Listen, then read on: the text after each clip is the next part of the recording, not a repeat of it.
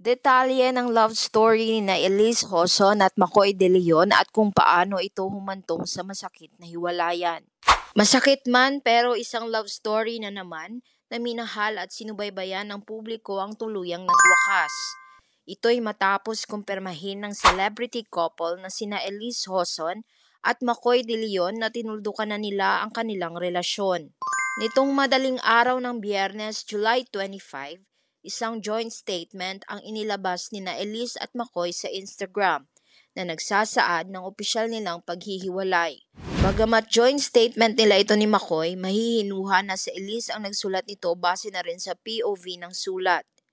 Inumpisahan nga ni Elise ang sulat sa pagsasabing noon pa man ay pangarap na niya na bumuo ng pamilya na matatawag niyang sa kanya, lalo pat lumaki siya sa isang broken family. Kaya sa loob umano ng 5 taon nilang pagsasama ni Makoy, buong puso raw nilang pinanghawakan ang pangarap nilang magkaroon ng sariling pamilya at ang pangako nila na magmahal, lumaban at manatili. Pero sa huli, pareho raw nilang napagtanto na panahon na para bitawan ang pangarap na iyon upang bigyang daan ang peace, growth at healing. Ani Elise, my biggest dream in life has always been to build a family I could call mine, a home. That dream shaped me. It grounded me. And for all the beautiful 5 years and more that we were together, I held on to that dream with everything I had. I kept that promise to love, to fight, to stay. That promise was what kept me going. And truthfully, we both tried. We both held on for as long as we could. But now we're learning to let go. Letting go of that dream so we can finally allow a new kind of peace, growth, and healing to enter. Pero nilinaw ni Elise na hindi nangangahulugang nabigo sila ni Makoy dahil totoo umano ang pagmamahalan nila. At sa kabila ng lahat, masaya raw silang nabiyayaan sila ng isang anak na si Feliz, na ayon sa kanila ay palaging mag-uugnay sa kanilang dalawa kahit magkahiwalay na ang kanilang landas. Ani Elise, and letting go doesn't mean we failed because what we had was real and it gave us the greatest gift, our Feliz. There are moments when she wraps her arm around us and says, "My family belongs to me and she will always be right. No matter how life changes, we will always belong to her. Her mommy, her daddy, her family. That will never change." Matatanda ang unang nagsimula ang espekulasyon na hiwalay na sina Makoy at Elise nang mapansin ng netizen na hindi sila magkasabay nung dumating sa ABS-CBN Ball 2025 na ginanap noong April 4 sa Soler Resort, North Quezon City. Agad na kumalat ang mga haka-haka online at marami ang nagtanong kung may pinagdaraanan nga ba muli ang dalawa kaya hindi sila nakita na magkasama sa prestiyosong kapamilya event. Ngunit sa gitna ng usapin ay tinanggi ng kampo ni Makoy ang balitang hiwalay na sila ni Elise. Ayon pa sa source, maagang dumating si Makoy sa venue dahil kasama niya ang ibang cast members ng FPJ's Batang Quiapo at may internal agreement umano ang grupo na sabay-sabay silang lalakad sa red carpet bilang representasyon ng kanilang show. Gayunpaman, makalipas nga ang mahigit 3 buwan mula nang lumutang ang spekulasyon, ay kinumpirma na ni na Elise at Makoy sa publiko ang kanilang paghihiwalay. Samantala, hindi naman ito ang unang beses na naghiwalay sina Elise at Makoy. Sa katunayan, ilang ulit na rin silang nagkahiwalay at nagkabalikan. Kung matatandaan, nag-umpisa ang tambalan ni na Makoy at Elise sa loob ng Pinoy Big Brother Lucky 7 House noong 2017. Dito nabuo ang tambalang Maklis. Ngunit noong 2018 ay una silang naghiwalay at kinumpirma ito sa publiko noong January 2019. Ngunit nagkabalikan rin sila noong 2020 at nagbunga pa ito ng pagkakaroon nila ng anak na si Feliz noong 2021. Hanggang noong 2023 ay muli na namang pumutok ang balitang naghiwalay sila.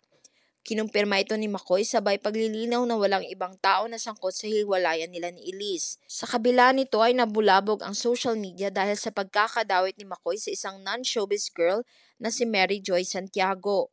Pinabulaanan ito ni Makoy at humingi siya ng paumanhin sa publiko at sa anak nila ni Elise.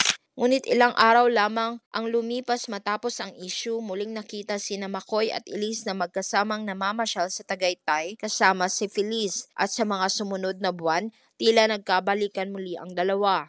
Ngunit noong nakarang taon lamang ay muli na namang pumutok ang isyong naghiwalay ulit sila. Ito'y matapos mahuli si Elise na nakikipagmomol o halikan sa kapamilya actor na si Joshua Garcia sa mismong ballroom ng hotel kung saan dinaos ang Star Magical Christmas Ball. Matatandaang naiskandalo ang marami dahil ang pagkakaalam ng lahat ay sina Elise at McCoy pa habang si Joshua ay may girlfriend din na si Emilienne Verheer. Sa kabila nito, hindi naman malinaw kung may kinalaman ba sa cheating o may third party sa muling paghihiwalay nina Elise at McCoy. Sa huli, pinaliwanag nila Elise at McCoy na kaya nila ibinabahagi ang kanilang paghihiwalay ay upang i-honor umano ang kanilang relasyon. Hiniling din nila na wag nang gumawa ng haka-haka o palalain pa ang sitwasyon. Bagkus ay humihingi umano sila ng respeto at pangunawa sa marami habang pinagdaraanan nila ang proseso ng healing mula sa sakit ng kanilang hiwalayan.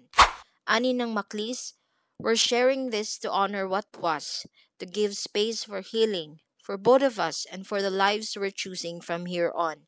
No need for speculations, no assumptions. We simply ask for kindness and respect as this story and how it's remembered may one day shape what our daughter believes about love, family, and letting go." Nagtapos ang pahayag ng Maclis sa isang madamdaming pasasalamat para sa lahat ng sumubaybay at sumuporta sa kanilang pagmamahalan sa kabila ng lahat ng kanilang pinagdaanan. Ani nila, "Thank you for holding space for our story.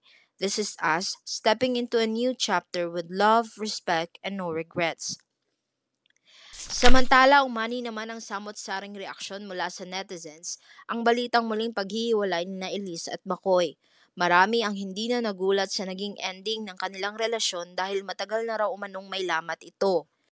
Gayunpaman, naiintindihan pa rin ng maraming netizens kung bakit paulit-ulit na nagkabalikan ang Maclis dahil makikita naman daw na sinubukan talaga ng dalawa na ipaglaban ang kanilang pagmamahalan lalo na para sa kanilang anak. Pero gaya umano ng kasabihan, may mga relasyong hindi talaga itinadhana para magtagal, kundi para mag-iwan lang ng mahalagang aral at marahil isa nga rito ang Maclis.